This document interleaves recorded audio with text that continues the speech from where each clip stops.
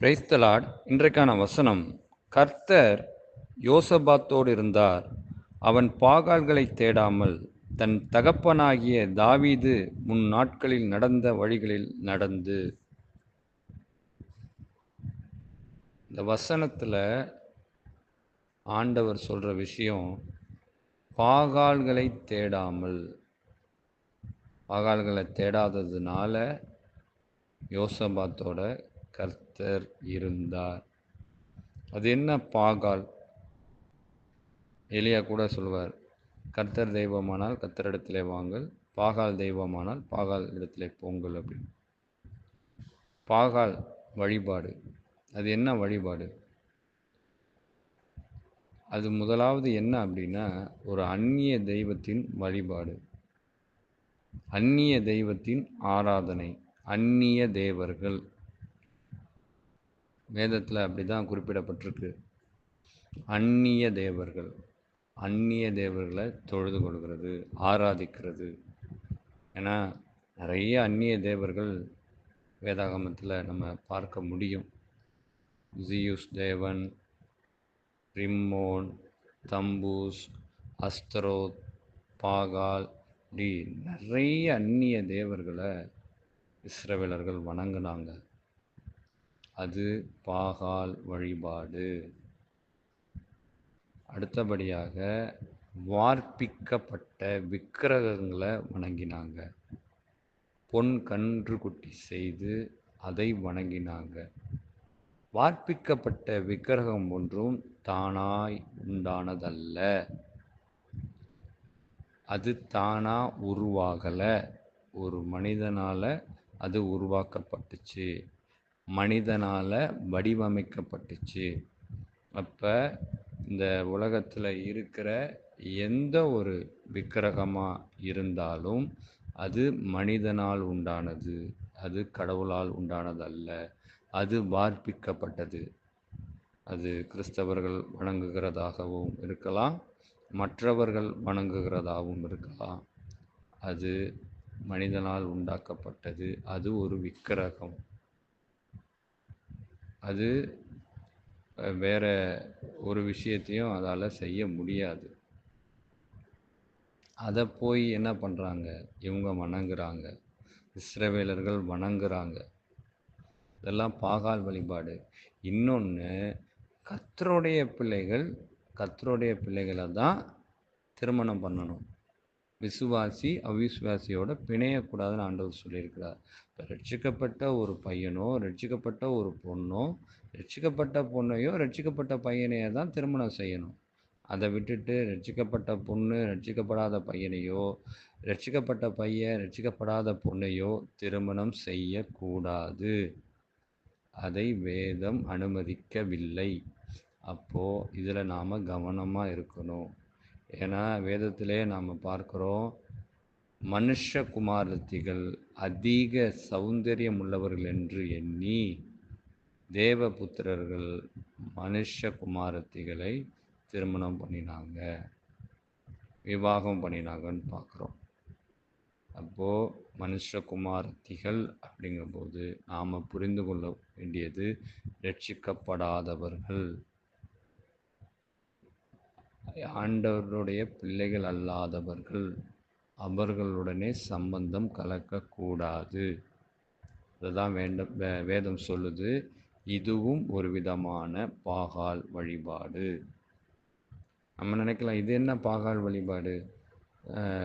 அவங்க எந்த இதுவாக இருந்தால் என்ன,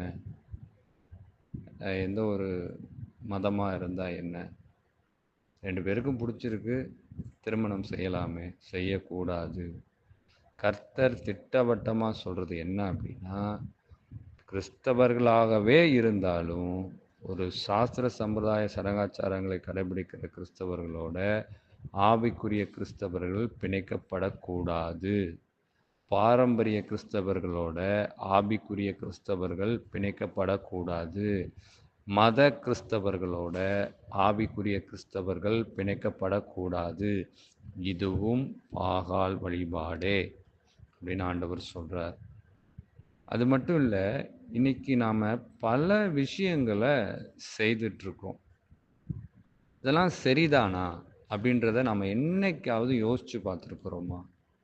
ஏன்னா அதுக்கான நேரத்தை நாம் கொடுத்து ஒதுக்கி பொறுமையா அமர்ந்து வேதத்தை நாம் தியானித்து பார்க்கறதில்ல.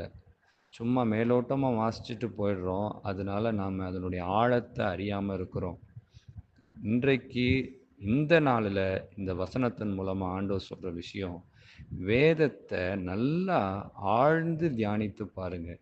எங்கேயாவது ஆண்டவர் இப்போ நாம் கடைபிடித்து கொண்டிருக்கிற பல விஷயங்களை ஆண்டவர் எழுதி கொடுத்துருக்கிறாரா? இப்போ அப்கமிங்கில் வரப்போகுது. ஆயுதங்களை ஒரு தெய்வமாக வணங்கக்கூடிய ஒரு பண்டிகை. இப்படி ஏதாவது ஒன்று வேதத்தில் இருக்கா? இதை கிறிஸ்தவர்கள் பண்ணுறது தான் வேதனையாக இருக்குது. கிறிஸ்தவர்கள் அல்லாதவர்கள் பண்ணுறது கூட அவங்க இன்னும் அறியாமையில் இருக்காங்க. அவங்களுக்கு எது உண்மைன்னு தெரியலை அப்படின்னு சொல்லி நம்ம நினைக்கலாம். ஆனால் இங்கே கிறிஸ்தவர்கள் இதை செய்கிறாங்க. ஏன் செய்கிறாங்க? அவங்க முன்னோர்கள் செஞ்சுருப்பாங்க, அவங்க முற்பிதாக்கள் செஞ்சுருப்பாங்க, பரம்பரை பரம்பரையாக நாங்கள் இதை செஞ்சிட்ருக்குறோம், இதில் ஒன்றும் தவறு இல்லையே அப்படின்னு நினச்சி அவங்க அறியாமையில் செய்துட்ருக்காங்க. தயவு செய்து கொஞ்சமாவது யோசித்து பாருங்க. ஒரு அருவாளையோ இல்லை எந்த ஒரு இரும்பையோ அதை கழுவி அதில் மஞ்சள் குங்குமம் இதெல்லாம் பொட்டெல்லாம் வச்சு அதுக்கு மாலையை போட்டு, அதே மாதிரி பைக்கு காரு இன்னும் என்னென்ன இருக்கோ எல்லாம் கழுவி அதில் மாலையை போட்டு எல்லாத்தையும் பொட்டெல்லாம் வச்சு இது செய்கிறதுனால என்ன பிரயோஜனம்னு நினைக்கிறீங்க? இதனால் என்ன நடக்க போகுதுன்னு நினைக்கிறீங்க? ரொம்ப தவறு, ரொம்ப தவறு. இதெல்லாம் தான் பாகால் வழிபாடு. சாத்தான் நம்மளை இப்படியெல்லாம் வஞ்சித்துட்டு இருக்கான். நம்ம இதை உணர்றதே இல்லை. பல விதங்கள். அடுத்தபடியாக பாருங்க, கல்லறை திருநாள், ஆல் சோல்ஸ் டே அப்படின்னு சொல்லி கிறிஸ்தவர்கள் இதை பின்பற்றிட்டு இருக்காங்க. ரொம்ப வேதனையான காரியம். வேதத்தில் இப்படி ஒரு விஷயம் சொல்லவே இல்லைங்க. நீங்களா ஏன் இதெல்லாம் பின்பற்றிட்டு இருக்கிறீங்க? கர்த்தர் சொன்னது என்ன? மரித்தவர்களை அடக்கம் செய்யட்டும், நீ வா என் ஊழியத்தை பாரு. அவங்களுக்கான நினைவு இருக்குது, அவங்க என்றைக்கு நம்மளோட நினைவில் இருப்பாங்க, ஓகே.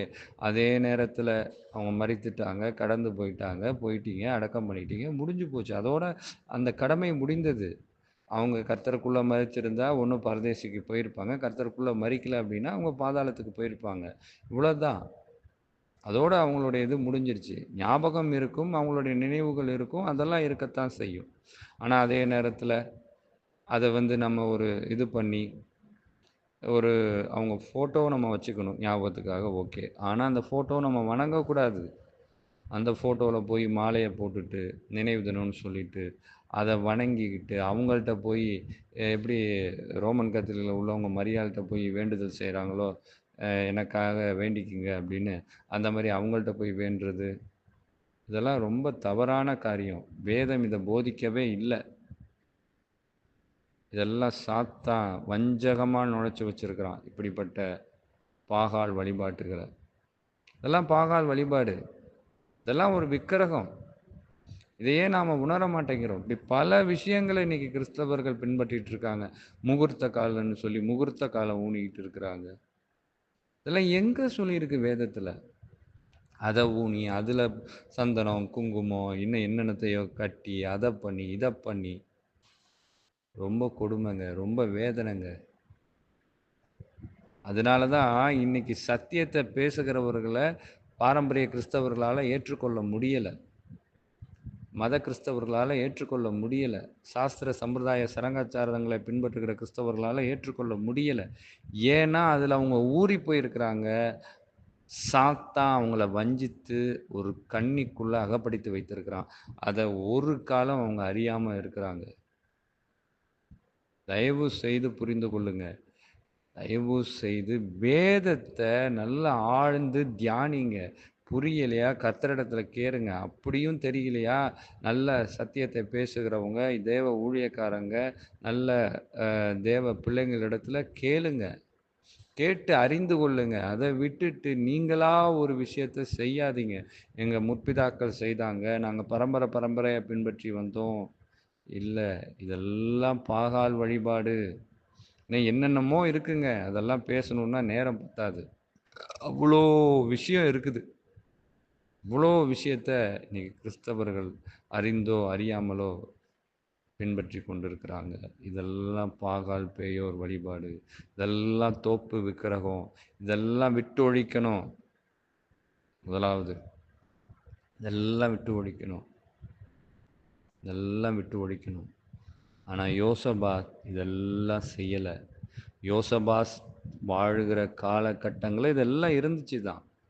ஆனால் யோசபாத் தாவீதை பார்த்தார், பாகாலை பார்க்கல. தாவீது எப்படி கர்த்தருக்கு முன்பாக நடந்தார், கர்த்தரோட வழியில் நடந்தார்ன்றதை யோசபாத் பார்த்தார். தாவீது எப்படி நடந்தார்ன்றது நமக்கு தெரியும். எப்போதும் எனக்கு முன்பாக வைத்திருக்கிறேன்றாரு. அவர் என்ன சொல்கிறாரு, மான்கள் நீரோட வாஞ்சித்து கதறுகிறது போய் என் ஆத்துமா உம்மை நோக்கி வாஞ்சித்து கதறுதுங்கிறாரு. கூடவே நடந்துக்கிட்டே இருக்கிறாரு. நான் உங்கள் சமூகத்தில் வந்து நிற்பேன்னு சொல்கிறாரு. ஒவ்வொரு விஷயத்தையும் அவரிடத்துல விசாரித்து கேட்டு அதன்படி செய்கிறாரு. தாழ்மையோடு நடக்கிறாரு. ஆண்டவர் வார்த்தைகளுக்கு கீழ்ப்படுகிறாரு. தவறு செய்திருக்காரு இல்லைன்னு இல்லை, ஆனால் உடனே ஒப்பு கொடுத்து அர்ப்பணித்து மன்னிப்பை பெற்றுக்கொள்கிறாரு. ஆண்டவருடைய வார்த்தையின்படியே நடந்து கொண்டு இருக்கிறாரு. ஆண்டவர் சொல்கிற காரியங்களை மாத்திரம் செய்கிறாரு. அவராக வந்து எதையும் யோசித்து செய்கிறது இல்லை. ஆண்டவர் என்ன சொன்னாரோ, ஆண்டவர் எதை செய்ய சொன்னாரோ அதை மட்டும்தான் செய்துட்ருக்கிறாரு. ஏன் தாவீது நினச்சிருந்தா இப்படிப்பட்ட பாகால் வழிபாட்டை செய்திருக்கலாம்ல?